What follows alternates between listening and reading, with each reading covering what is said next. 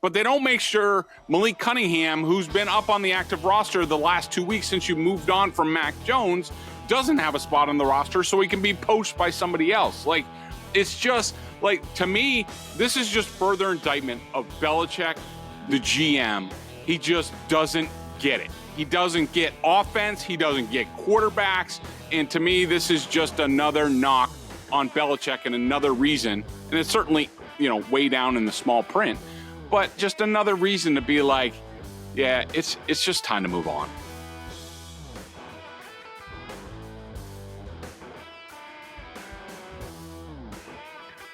All right, so we've only had 3 of these to talk about this year. We'll try to be measured about this, but we have a win to talk about. That's right, we have a win to talk about, what happened on Thursday night against the Steelers. Before we get to that, he's Greg, I'm Nick. And of course, this episode is brought to you by FanDuel, exclusive wagering partner of the CLNS Media Network. Right now, new customers get $150 in bonus bets with any winning $5 moneyline bet. All right, before we get into the Steelers game, Greg, and that win and Bailey Zappe's performance, let's start with Pat McAfee. He caused a little bit of a thing, a little bit of an uproar on Saturday by telling Robert Kraft on College game day as Kraft was getting ready to leave the set, quote, "I don't envy your position. What's about to happen, we all know we don't have to ask today," unquote. Now, before we get into Pat McAfee trying to shove the toothpaste back into the tube yesterday, let's first start with your thoughts on what happened Saturday and what McAfee said. So my initial reaction, and I guess it's my reaction now, I mean, I'm not going to get into the whole he ambushed Robert Kraft thing. I don't really have an opinion on that. I mean, look, Robert Kraft was on College game day. He's outside his football stadium. He's the owner of a professional football team that was 3-10 at that point. Like it comes with the territory. It just does. My read on, first of all, I don't read anything into the Kraft handshake with McAfee. McAfee had extended his hand. Kraft isn't just going to leave it there on national television. And also in my interactions with Robert Kraft over the years, that's sort of one of his go-to moves that when you, even if it's a private conversation, and you delve into a sensitive area on something, he just kind of like looks at you and smiles and shakes your hand. And that's about it. But as far as McAfee's question / comment to Kraft, I did read a lot into that. Now, am I going to say that's definitely definitely a sign that Bill Belichick is not here next year? No. Nick and I know we've both been on live TV and radio enough where I've certainly said some things. Some things have come out of my mouth not in the way that I wanted them to. Or, the listener hears something that wasn't what I intended. So right. That's definitely possible here, and that's sort of what McAfee sort of said the next day. But look, I took it as this. That was a definitive statement from him. What he said about, like, we all know what's going to happen here. I don't envy you, blah, blah, blah. He didn't like really couch it, like sort of soft pedal it. Like, we don't know what's going to happen here, but, we don't envy you. Like, no, it was more of a definitive statement. And to me, McAfee knows so many people around the league. Plus, you have the whole ESPN thing. Dan Orlovsky had said, like, I've heard that Belichick already knows where he's going after this. Plus, you factor in all the people that McAfee knows in the league. You also have to factor in that McAfee had been in town for a few days. He did his radio show, his YouTube show, whatever, from the game day set on Friday. So I don't know if he got in that morning. Probably he got in that morning. But he was there a couple days. And you can't tell me that he didn't have interactions with Patriots people over the course of, through the end of his duties with game day. I mean, I don't know if he went to the gala. There was some gala on Friday night before the game. But He's right outside the Patriots Stadium. Are you telling me he didn't? Now, he said he didn't have any interactions with Robert Kraft. He didn't say anything about Jonathan Kraft or anybody else from the Patriots or the Kraft family. So, to me, he had some interactions that weekend. Kirk Herbstreit sits with him. He was on the show on Friday. He had just been at the Patriots game. He had just been in production meeting with Bill Belichick. Al Michaels is his partner. He knows a shit ton of people and talks to people, had his own leading comments during the game on Thursday night. So to me, I took it as, at the end of the day, I took it as there are people talking behind the scenes, and like it's a foregone conclusion that Belichick is gone after the season. 100%. And that's what I took from it. And, you know, I actually posted the video and it got a lot of traction on X and there was some pushback and stuff. I had mentioned that, you know, that all Kraft did was give him the handshake at the end of what McAfee said. It wasn't taking a lot out of the handshake. It was the fact that Robert was quiet. He was silent. To me, here was the biggest takeaway. Before that moment with McAfee, Reese Davis asked Robert a question about how do you get back to your winning ways? And it was a way to try to delicately handle the Belichick stuff, just like McAfee's was. It was a way to try to delicately ask about Belichick without directly asking about Belichick. And I went deep into this thought process on my podcast, the Nick Cattle Show, yesterday about my experience, Greg, in media. You obviously have a long experience in media.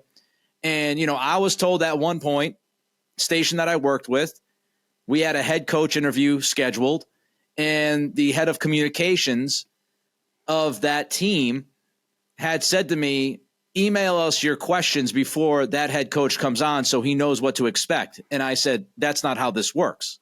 I'm going to ask the questions. He can handle the questions any way that he wants. Those conversations happen. And I can guarantee you the Patriots, somebody with Robert Kraft, there was a conversation with ESPN with the relationship with Kraft and the NFL and that, you know, conglomerate. There were conversations. Reese Davis asked delicately about how do you get back to winning ways? And Kraft knew exactly what he was asking and immediately went to joking about McAfee not wearing a tank top, joking about Herbstreit. Oh, I wish you were at all of our games, Kirk. Hardy, hard. To me, the deflection with the jokes at the Reese Davis question, and then to push it further, the non-answer kind of to McAfee, it just tells me that Kraft wants nothing to do with Bill Belichick, doesn't want to talk about it, and is not interested or comfortable in addressing it in any way, which is something. Because he had two opportunities, Greg, during that interview. He had two wide open opportunities to stand by Belichick, to give him the old vote of confidence, to say something, and he didn't. Both times he handled it differently with the jokes and then just the handshake and the I'm not saying anything pretty much. And I do think that means something. When you open the door to defend your coach that's been here for 24 years and there's really no defense of him in those moments, I think it speaks volumes. As far as McAfee, Greg, and what he said yesterday as he tried to backtrack, what did you make all of that? What did you make from all of that?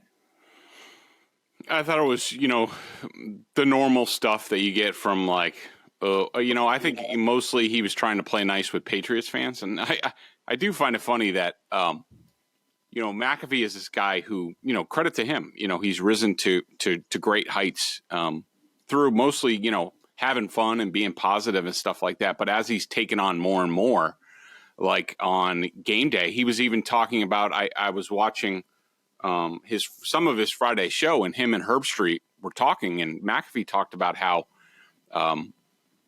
you know, how he's, you know, getting all this, you know, hate mail and stuff like that from college football fans from the college football playoff thing. And, you know, so he was dealing with that. Now he's dealing with Patriots fans coming down on him, on Robert. I thought it was just normal stuff. There are times, and I'm certainly guilty of it, where I'm told things by certain people and I overshare a little bit. And that gets me in trouble with my sources. And then, you know, you try to make the best of it as you can. That's what I made out of that. Nick, one thing I wanted to ask you about, and like your reaction to it. So did you make anything, and I'll give my take and then you could say it, but, so McAfee says to Robert, I've got massive respect. The greatest dynasty in the history of professional sports is in the building you own. You should be incredibly proud of that. You've been kicking a lot of ass in the NFL, Robert Kraft. And Kraft says, we'd like to win, so we want to do everything we can to get our team back so we can be winning again. Now, again, back to the comment that I made before about, when you're on live television and radio, oftentimes the things in your mind don't come out of your mouth right. Yeah. It happens to me every time I'm on, probably during this podcast. But, so I probably say it's that, but I did find it interesting that Kraft used the phrasing, and I do think you're correct about, he had plenty of opportunities, even when McAfee said what he said, and it might have caught Kraft a little bit off guard. There might have been talk, I'm sure Stacey James, before they went on and be like, don't bring up Belichick. Yep. Don't bring up the team. Yep. He's here about Army, Navy, out of respect. So it probably took him by surprise, but he could have said, just before we go, I just want to say Bill Belichick is one of the greatest coaches of all time. We've been lucky to have him, and, hopefully we'll see some good football moving forward. But anyways, back to his comment. He said, we want to do everything we can to get our team back so we can be winning again. Now, did he just mean get our team back? We need to get our team back to winning. Is that what he meant? Or did he really mean we need to take our team back from Bill Belichick? It's gone. It was fine. He had the team when they were winning. Now they've been losing 3 out of the past 4 years. We need to take our team back from Bill Belichick at the end of the day, whether that's somebody from the outside or Belichick with a lot more different responsibilities going forward. Yeah, it's an interesting takeaway. I mean, I would read that as we've got to get back to what we were. We've got to get back to those winning ways. We've got to get back to kind of the Patriot way, quote unquote. That's how I would take it. As far as McAfee, look, I thought his statement on Saturday was cryptic. And I thought his apology, backtracking, whatever you want to call it yesterday, was sloppy. And the reason why I say that, and I like Pat. I like Pat. I do. I enjoy what he does. I think he's a great personality. But I thought he showed an utter lack of accountability. Because when you say what he said on Saturday, when you are the one that's being cryptic, that's on you. It's not on me. It's not on Greg. It's not on anybody watching or reading his words or listening to him. It's not up to us to decipher it in the correct manner that you want us to decipher it, Pat. You have a responsibility.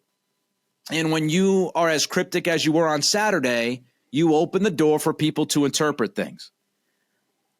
I also just didn't quite understand what – I don't know if you ever watched the Chappelle Show, Greg, but the Chappelle Show had this great Rick James segment one time. And Rick James is like, I'm not going to stomp on another man's couch. And then they cut it, and literally the next statement out of his mouth is, yeah, I went and stomped on that man's couch. There was a little bit of Rick James from Pat McAfee because he says, I wasn't talking about Bill Belichick. And then he says, well, I was, they have a lot of stuff to figure out. Bill Belichick's extension. Is he going to be around? So I guess it was part of it. He couldn't even clearly explain what he meant on Saturday, which told me he did not have a clear explanation because he was talking about Belichick. And my personal read on it, and it might just be me, I don't know about you, Greg, but I think you kind of hinted towards this about you kind of getting into it with sources at times mistakenly. I read it as Pat stepped in it. Pat stepped in it. Yep. He realized he stepped in it. He might have realized it on his own, or he might have realized it from the social media interaction, or he might have realized it in case somebody from ESPN said something or the Patriots said something. But he clearly realized he stepped in it, and he tried to backtrack yesterday, and I don't think he did a great job of doing that. Before we get into some other stuff here, Greg, this just came across from Adam Schefter. Want your thoughts on it? Malik Cunningham has been signed by the Baltimore Ravens. So Cunningham is out. Cunningham to Baltimore. Schefter just posted that a few moments ago. So now your quarterbacks on this roster are Mac Jones, Bailey Zappe, and Will Grier. I know we weren't quite ready to talk about it, but just your initial thought on Malik Cunningham heading to Baltimore. Oh, man.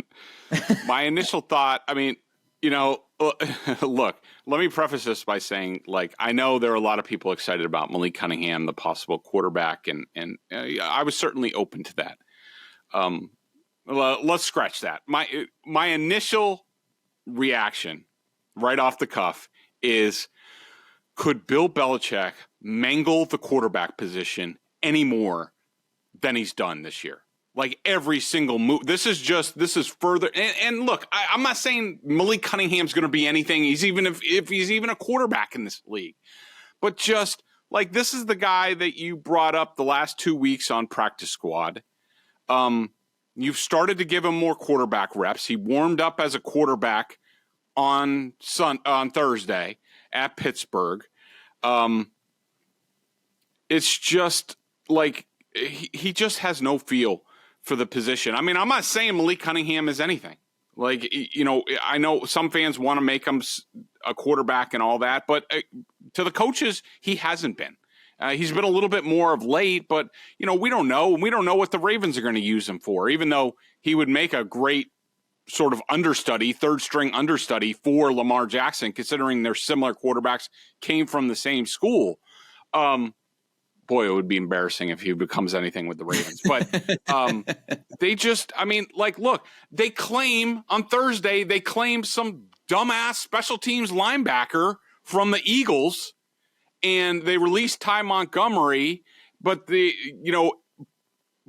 they make sure they have a roster spot on a 3-10 team for a special teams linebacker when their special teams suck.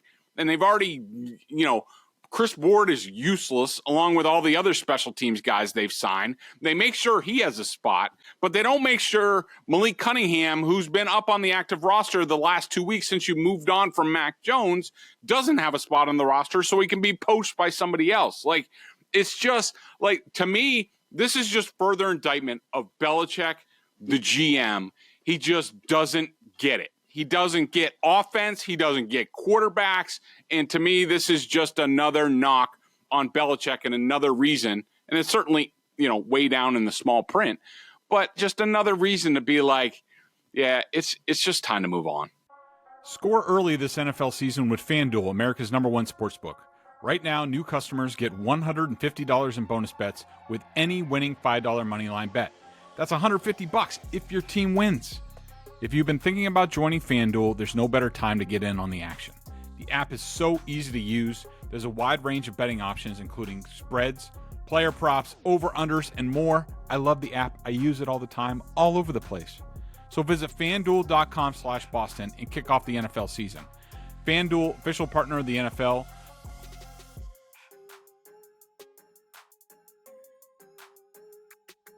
All right, before getting into the Steelers game, just two more things I wanted to ask you, and it is kind of getting into the Steelers game, the second question I have for you. But the first thing I wanted to talk about happened with the Chiefs the other night. Just kind of your quick thoughts on the offsides that was called, the reaction from Mahomes and Andy Reid, and all of the talk that followed after what happened. So first of all, phenomenal play by Travis Kelce. That was probably the best throw that a Patriots quarterback. It was a better throw than a Patriots quarterback has made all season. That was just a ridiculous play, and it was cool to see. And I definitely yelled out on my couch watching. Second of all, it was a blatant penalty. I mean, it just was. And Kadarius Toney is a moron. This is why he's been on a bunch of teams.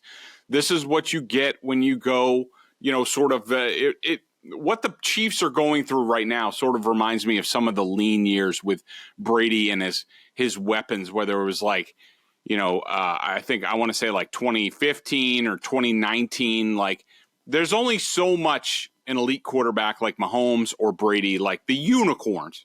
Like, you have to give him something. Like last year, he had an elite Travis Kelce. Travis Kelce's obviously dealing with something, and he's not the same player. And then he doesn't have just guys who can catch the ball like Juju Smith-Schuster and guys like that. But I thought that the Chiefs' reaction to it was embarrassing.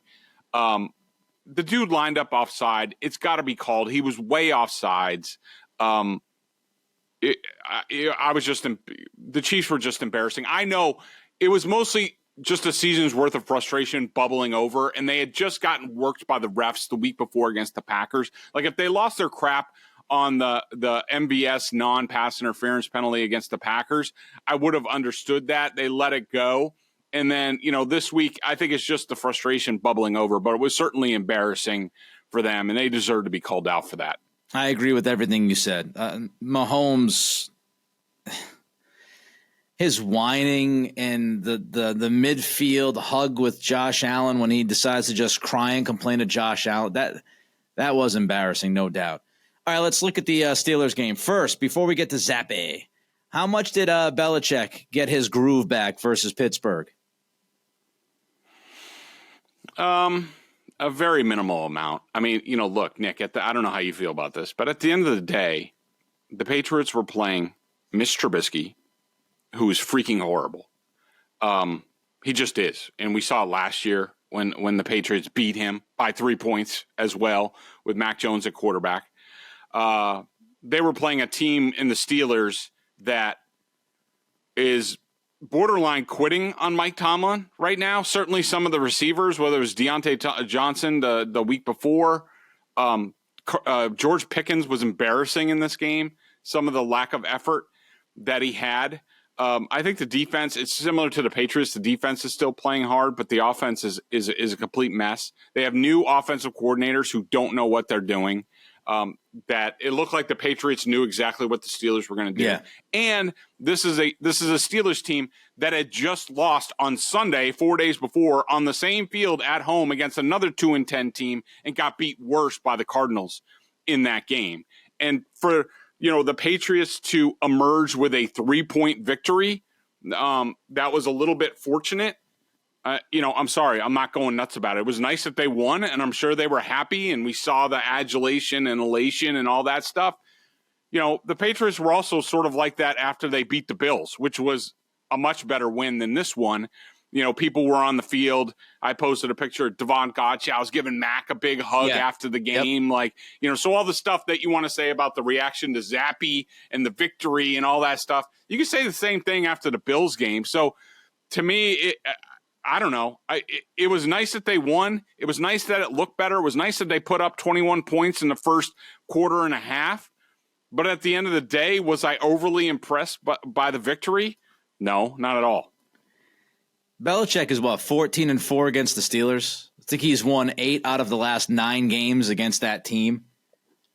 They just have their number. I mean, they know, as you said, they're predictable.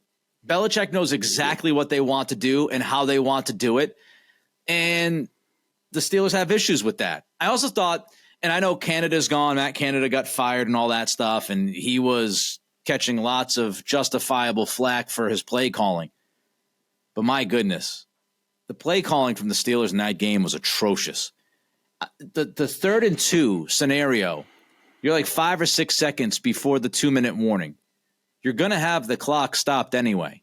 3rd and 2 with Mitchell Trubisky. And they decide, instead of running the football to try to get that first down, knowing it's 4-down territory, they put that 3rd and 2 in the hands of Trubisky. And then to make matters even worse, the 4th and 2 play call was a shot play down the sideline. What in the blue hell is that play calling? It was awful. All right, let's get to Bailey Zappe. His day, Greg, to you, in your eyes, thoughts? So, all I can do is grade out the film, and that's what I do. And that's what I, grade out. I try to be consistent, with all my grades. So at the end of the day, it takes my opinion out of it. So through 21-3, Zappe, in terms of my grading, was an 11.8. And that number that really doesn't mean anything. But the bigger picture is over an entire game, that would rank 6th highest since the start of 2021. So I have this Mac Jones database that I keep with a bunch of different stuff in terms of how much pressure was on the quarterback, how many blitzes, their big time throw percentage, their turnover worthy plays, expected completion over average, all that stuff, just so I can compare and contrast starts. And so it's now turned into sort of a Bailey Zappe database. And so over an entire game through 21-3, that would have ranked as the sixth highest start since the start of 2021 and the highest since Jones had a 20 at Miami in week 18 of 21. So at 21-3, it was the highest graded game in 2 years.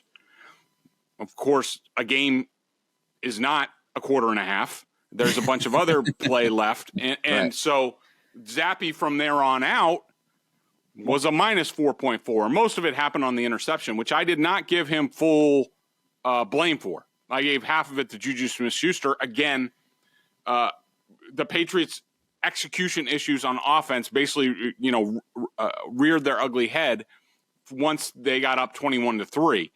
To me, the Steelers got a lot more aggressive. They played a lot more man coverage. Like you said, I totally forgot about this. And as soon as the game started, I was like, crap, I forgot that starting with McDaniels and Tom Brady, they know the secret sauce against that Steelers defense, which largely hasn't changed much since we were kids in terms of their zone exchange, zone blitz, how they play coverage. It really hasn't evolved.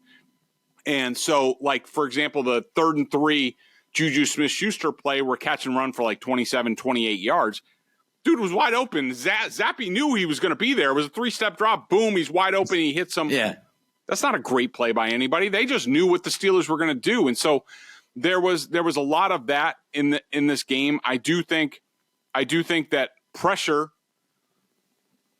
was a huge issue. The lack of pressure. I mean, when they were up 21-3, Zappe was under pressure 11.8% of the time, which is like the second lowest ever the last 3 years. It rose to 23.5 after 21-3. That's still not very much. For the game, it was like 18%. That's nothing. Any quarterback, I don't care who you are, if you're only under pressure 18% of the time, you are going to play well. Now, that being said, I don't want to take anything away from Zappe.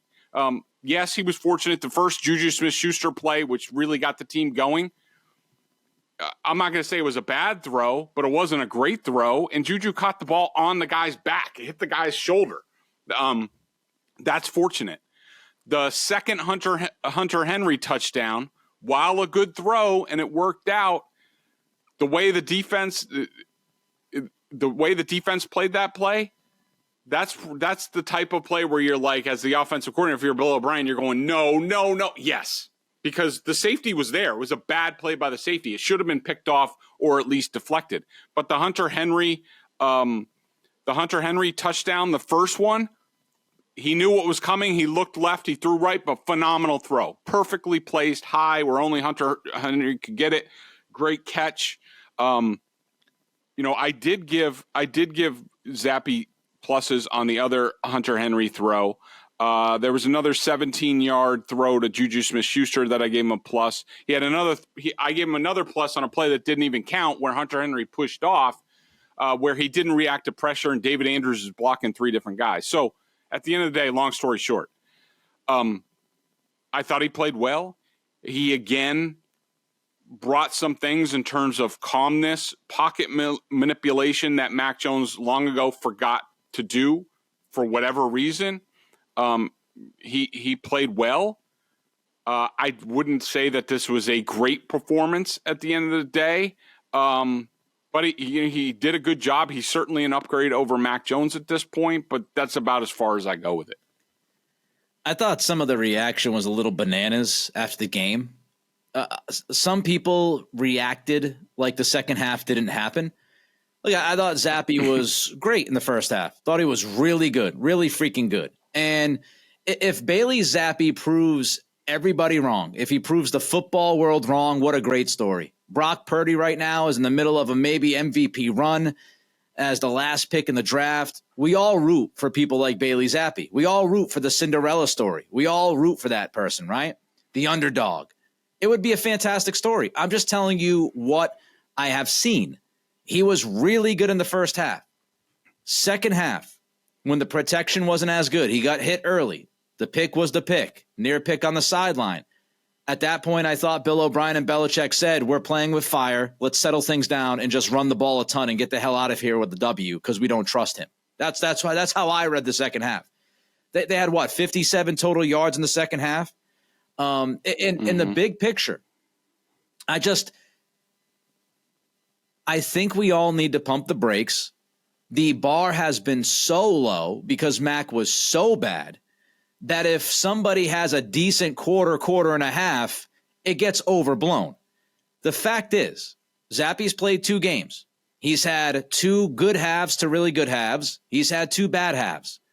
The fact remains that 3 of those 4 halves, the Patriots have scored 0 points. In the Chargers game, they couldn't even get to the Chargers' 20-yard line. Second half against Pittsburgh, they couldn't move the damn ball. And when you look at it, again, big picture from 30,000 feet, your scripted first drive went according to plan with that pass to Juju included. 75-yard touchdown drive, great stuff. Hadn't had one of those all year long. You love to see it. Steelers were playing like 10 guys within 8 yards of the line of scrimmage. They were daring Zappe to throw it. And they got burned for that first drive. Slowly but surely they adjusted their coverage, and we saw the reaction, in the lack of production from that offense moving forward. So I hope Zappe does great. It would be a fantastic story. I'm certainly rooting for the young man, but we got to keep this in perspective and say it is what it is. He's had 4 halves of football, 2 good, 2 not good. Let's see what happens this weekend. Other stuff about this game, Greg, that I just wanted to throw at you. Ezekiel Elliott. I would sign Ezekiel Elliott every single year as long as he's got gas in the tank. This guy, he is just a dog, and I thought he played his ass off on Thursday night. Totally agree. He's done it all year. I've been very impressed. I mean, if I'm the Patriots, I would love to have him. If I'm Zeke, I'm certainly seeing if this season interests a lot of other people, including maybe the Cowboys, to go back with a little bit more money. One thing that does not change for me is Ezekiel Elliott is not a third down back for this offense. I don't know why, and we've talked about it before, but I don't know why Bill Belichick has a blind spot for a real third down passing back. I mean, but they've never won a championship without one. Whether it's Kevin Falk or Shane Vereen or James White, those players have been integral to championship teams, and then all of a sudden he stopped getting those players, and the passing offense struggles. I'm not saying that's the reason, but it factors into it on why they haven't been able to pass the ball. But I'm sorry, Ezekiel Elliott did a nice job in this game. Did a nice job at catching the ball out of the backfield. He only had like 60-something yards rushing on like 22 carries, but they were tough, important yards, all of them. They were body blows against the defense, and he did a tremendous job. But this type of performance does not make me think, well, I'll just bring him back and he'll be the third down back. Sorry. No, he's not fast enough. He's not quick enough. He makes you slower. He's good to be, if you want to give him a drive where he's the every down back and then you pop him out of the backfield on first or second down and do something like that. Okay. But not a dedicated third down back. Another indictment on Bill Belichick's roster building, by the way. Let's think about how late it was that they added Zeke. Ramondre goes down. They had no running back 2. Ty Montgomery got cut on Friday, okay? And that's why you had to play. How long has this podcast been asking for that? Yeah, no, the arms out. I told you. Give me a uniform, put Montgomery on the back, and I'll go out there and I can extend my arms on kickoffs. He made one catch. He made one catch that got him a first down on Thursday night, and then he was cut on Friday. He dropped one. You were stuck with the guy that you picked up very late in the summertime, right before the season. That guy had to play 52 of the 57 snaps because you failed at the running back position. You failed to add the third down back. You failed with your 2 picks a year ago with Strong and Harris. You failed to find a competent backup to Ramondre until very late in the process. And I give you credit for signing Zeke. Zeke was the better signing than Dalvin Cook. Cook looks cooked. But one injury to Ramondre, and it was like, all right, Zeke, man, Iron Man, let's go. 52 snaps, baby. What are we doing? I also wanted to ask you about the run defense. Analytically, this is the best run defense in football, the Patriots. Jennings jumps out at you. Christian Barmore has improved run defense-wise. Godchau's been good. Tavai's been good. Just your thoughts, Greg. I'm pleasantly surprised that the run defense is this good. Yeah, it's been really good this year. I think some of it has been a little bit blown out of proportion. Like, for example, the Chargers were missing Corey Linsley, their center, so that changes a lot of things, and they can't run the ball anyways. And in this game, the Steelers' offensive line is underwhelming. At times it's been really good, and for the most part, and I think Belichick has said this: good run defense is good team defense. Like it's. I would say Godchau has played pretty well this year, but you need everything working. You need the guys taking up blocks. I think Barmore's improved against the run this year, even though in this game he had a really tough couple reps in short yardage. One, the touchdown that they scored, he got completely blown off the ball. And then there was another one, a fourth down in the middle of the field where I think they did a sneak where he got, because he was high and the offensive line went low. He was like body surfing, like 5 yards, like down the field, like they shoved him. But for the most part, they've been good. I just, and all analytics, I mean, DVOA will tell you like they're first or second in the league. Yeah. And I adhere more to that stuff. So yeah, it's been good. I mean, I just don't remember many matchups where they've gone up against a real dual threat team, like say like the Ravens or something like that. But yeah, they've done a nice job. All right, let's get to your quickie 3 up and 3 down. What do you got? So let's see. I am going with Ezekiel Elliott is my number 1 up. We just talked about him. He barely came off the field really saved this offense. Nice job with the roster that you don't have another running back that you can even put on the field. Anthony Jennings, I thought, was tremendous on the edge in this game. Bad coaching by the Steelers to think that a rookie tight end, even though I like that guy in the draft, was going to block a professional like Anthony Jennings. He's done a great job on the edge, pass rush at times. Michael Wenu, I thought, was outstanding in this game. Last week must have been an aberration. So he went from best graded offensive line game of the year to one of the worst, certainly of his career, to now set a new mark for best offensive line performance of the year this week. He must have been sick last week. And then I am going to go with, I wanted to add one more, Christian Barmore, 5.5 quarterback pressures. This is what he does every week. Down, Ty Montgomery, see ya, bye. J.C. Jackson, he was horrible in this game. Gave up a touchdown. He was lucky Mitch Trubisky threw such a bad ball that it was even close. I also, on that play, I did not like the call from Steve Belichick. It was, they're up 21-3. It's 2nd and 5. Why are you going all out blitz there? Why? Like, who cares? What, you're going to make it easier for Mitch Trubisky? Just let him kick the field goal. Like, I didn't understand that call. That was dumb. And then who else? City So gave up 2 sacks in this game. Not a great game for him. All right. This episode brought to you by FanDuel, exclusive wagering partner of the CLNS Media Network. New customers receive $150 in bonus bets with any winning $5 moneyline bet. Also, check them out at BSJ. $50 for the year. Bedard and Giardi tag teaming on the Patriots. Corrales doing great stuff. Haggerty and the rest of the crew over there. Let's get to one more thing here, Greg, that you had written down. Does your Thursday column, if Belichick is to return, the Krafts should mandate these organizational changes, does that column mean anything other than it pissing off the sensitive segment of the Patriots fans? Yeah, that's always fun. So, yeah, I wrote this column. So I've heard from a lot of people because they put a lot of things together. That Shaughnessy wrote a couple columns about Belichick possibly being back. What if he saves his job?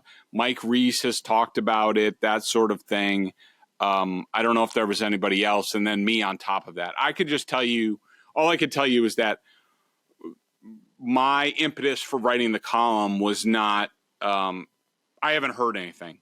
Even though I do leave open the possibility that Belichick could return. I mean, I do think if they went out, I do think it's possible.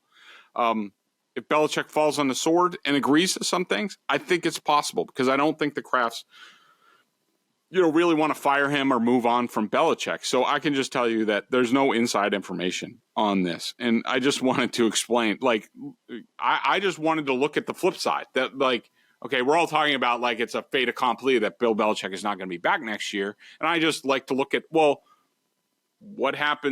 needs to happen for him to be back, just in case that happens. And of course, there's, the baby Patriots fans get all up in arms because the first thing on my list was Belichick must be an open book and take responsibility in detail for the Patriots' failures since the end of the 2021 season in front of the media.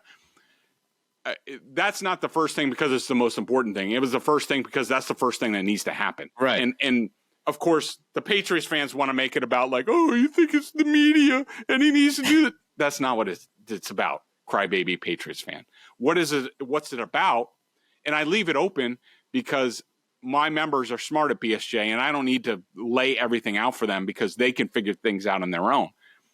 The purpose of that is Bill Belichick, if he wants to continue here, he needs to take accountability for what's went wrong. You can't solve a problem until you admit the problem. And he needs to get up there. And if I'm the owner of the team, I say, fine, Bill, you can be back. Number one, you're going to go out there and explain what happened with the offense and Mac Jones since 2021. You need to explain it, not just say, want to blame me, blame me. I did what's in the best interest of the team. No, you need to go out there and explain it. This is why I hired Matt Patricia. This is why we didn't have a guy ready to go. All that stuff. Explain it. You want to be in charge. You have to be accountable so that people can say, okay, Bill's admitted his mistakes. He realizes the error of his ways and he's going to change. But most of it was about Belichick. They're hiring a GM who reports directly to the Krafts and has nothing to do with Bill Belichick. This GM picks the groceries. Belichick's done with that. If he's to continue here, that's not an option. If they want to pick from somebody who's been in the family, Dave Ziegler, John Robinson, Elliott Wolf, Patrick Stewart, that's fine. But that person is in charge of the roster all the way through. O'Brien gets autonomy over the offense, gets to pick all the assistant coaches. Whoever he wants, he gets. Gerard Mayo is named defensive coordinator and assistant head coach and gets to fill out his staff. If he doesn't want Steve Belichick here or Brian Belichick, that's fine. That's up to him. And the GM, since he's autonomous and doesn't have any bias, he picks the special teams coordinator. He gets to figure out what's gone wrong here. So I don't know, Nick, did you think any of these things were unreasonable if Belichick is to continue going forward here? To me, these are the only ways I see that Belichick stays on. Of course, I don't think he would agree to any of them, let alone one of them. But that's just the way it is in my mind. And, I'm not going to apologize for having an opinion and beliefs on this. His name is Greg. I am Nick. We'll be back later this week to talk more Patriots, preview the Chiefs game coming up as well. Till then, bye-bye.